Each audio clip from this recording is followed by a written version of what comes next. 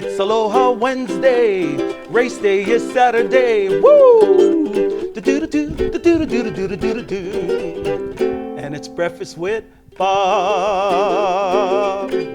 Cheer. And Poncho Man, welcome to Breakfast with Bob, St. George edition. My name is Bob Babbitt. We're brought to you by Master Spa Zions Bank, Quintana Roo Form Smart Swim Goggles, Clash Endurance, Premium Plus Sports, and, of course, our Challenge Athletes Foundation.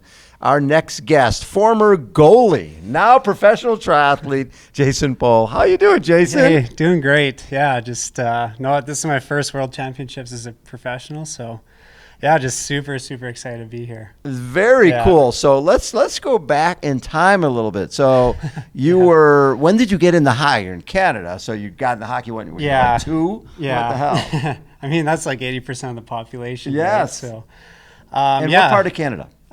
Just outside of Calgary, Alberta. So yeah, just outside of the Rocky Mountains there. So, but yeah, started hockey when I was 6 years old. Turned goalie when I was 7 years old, and literally just that was kind of my life throughout my childhood. So, Yes.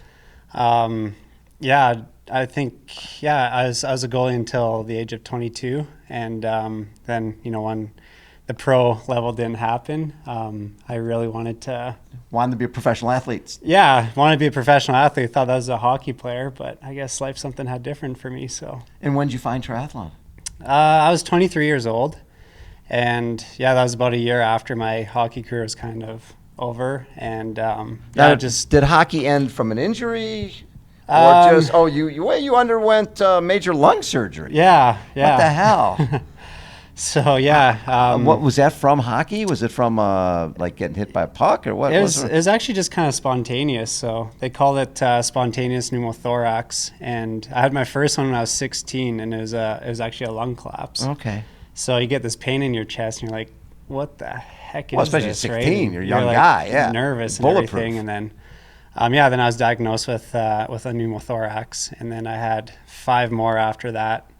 Then had to get surgery, and then had additional 7 more lung collapses. Oh my God! So well, that's got to be the scariest thing in the world. So they have to rush you to hospital when that happens? Yeah. A couple times they rushed me to the hospital. Then after a while, you're just like, oh, okay, I know what's going on. And but you still, just have to go gasping to for air. Yeah, that's the scariest thing there is. So that kind of put a damper on my you think? Career for as a hockey player, especially being a goalie when there's one of 2 spots on the team, right? And you're kind of the go-to man, and if your lung is collapsing and stuff, like, and you're out for 6 weeks recovering from that, it's so the seriousness of the hockey career kind of went on the back burner, got healthy, and then that gave me the motivation to really try a endurance sport. If I'm dealing with a lung issue, probably being underwater isn't going to be the thing I'm going to be moving to. Like swimming, was that scary? Because obviously gasping for breath and getting air in is a pretty important part of that. Yeah.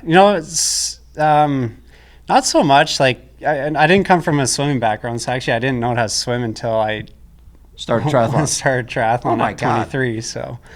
But actually, with the lung surgery, I actually can't go scuba diving, can't go helicopter riding. So it's just can or can't. I can't. You can't do any of that stuff. Yeah, unfortunately. But you can swim. But I can swim. So just don't go down too deep. Yeah. And when did you realize that you could be good at this? Not my first race, that's for sure. What happened in your first race?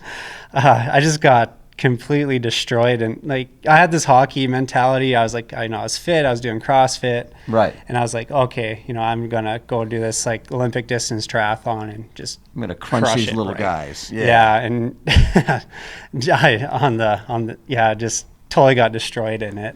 And I think that was humbling for me because growing up I was always at that top level of hockey, and things came naturally to me, and then my first triathlon was just like, wow, this is completely different. So, I just kind of went invested in a triathlon bike, did a lot of research. And then I signed up for an Ironman the next summer, and raced it and ended up qualifying for the World Championships. So you didn't really ease into the sport? I was just I'm going to go big. Yeah. Yeah, okay. So then you go to Kona, and how was that first experience? Oh, it was it was incredible. Like when I first qualified for Kona, I didn't really know much about Kona. Yeah. And so like I YouTubed it, saw the video. I was like, holy, like this is the history of it. And I was like, so I got like super pumped. And then, you know, when you go to Hawaii for the first time, it was just, you know, it was incredible. And then, you know, I had my whole family there, and then, you know, seeing the pros and just how they raced. And I was like, yeah, after that race, I was actually admitted to the hospital because of low potassium levels. So you basically went to the max. Yeah, because I mean, I didn't know how to race in the heat. I didn't know much about nutrition. Right. And yeah, and then, you know, in the hospital, I was like, wow, like I was so inspired by the pros. I was like, I'm gonna get back there as a I want to be a pro. Yeah. That is so cool. And now, when did Ryan Bolton come into the picture? He came in the picture at the end of 2019. So 2022 was my first, or sorry, 2022 was my first season with Ryan. Okay. And we got one race under our belt. That was fifth at 70.3 Cozumel. Right. And then COVID happened. So yes. Yeah. Well, and then in 2021 you go to Coeur d'Alene. Was that as a pro? Yep. And you get fourth. Yep. That's pretty damn good. Yep. And I look at the split. It's 54-16, 430, 451, 247-45. Yeah. What the hell? That's not some early or new to this game guy. Those are 8:20:56. That's real stuff. 247, and that was hot. Yeah. It was like, I think it was 100 degrees. It was Yeah. hot. Yeah. But, I mean, I do like racing in the heat. Obviously. But, yeah. yeah. I mean, you know, I was just like, that was kind of my first Ironman under Coach Ryan Bolton. And yeah, you know, when you kind of see it all come together and, you know, see how he lays out the strategy and everything, it's just, he knows how to make a difference. yeah. That's for So damn it was, sure. yeah, it was cool. Well, and then you went to Challenge Puerto Veras. Yeah. And just got sixth there. Yep. That's pretty cool. And that was down in Chile. And it was chilly. Yeah. Yeah.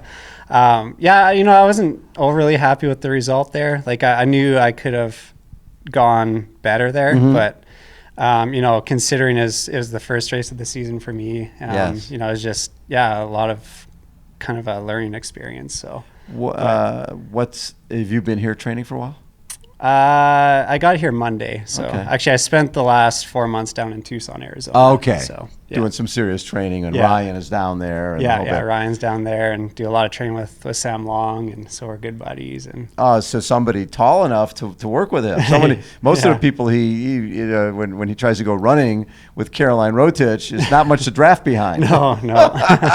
Yeah. So you're training with Caroline as well. Yeah, when she's down, yeah, she'll pop in for the odd run, and sometimes Brick runs, and you know, after some. That's of those. pretty humbling when you got somebody who is like 4'11" and and she weighs 90 pounds, just killing you. Yeah, yeah. What are your goals here? You know, I just want to really execute my race strategy to my best ability, and really just kind of show, you know, what I'm capable of. So.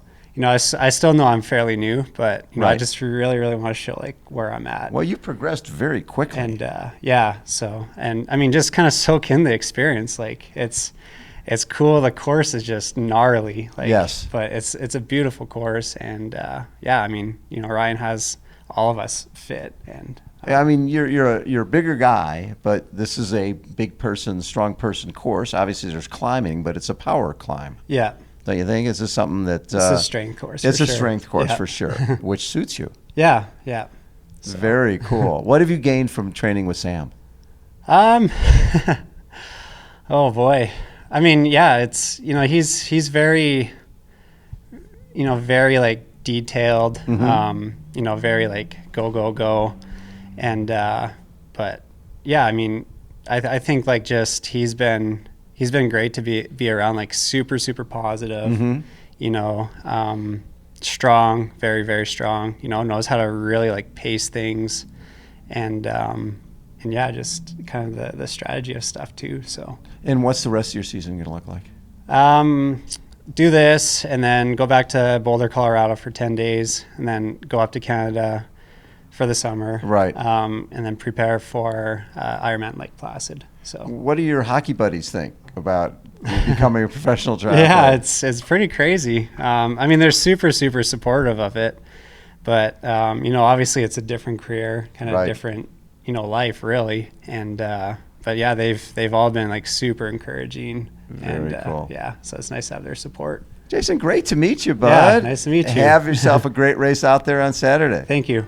Jason Pohl has been our guest. Poncho Man, take us out. It's Aloha Wednesday, big race this Saturday. Chee! Do-do-do-do, do-do-do-do-do-do-do-do. And it's Breakfast with Bob. And Poncho Man, thanks everybody for tuning in. That is a wrap for Breakfast with Bob Wednesday edition. We will catch you tomorrow. See ya.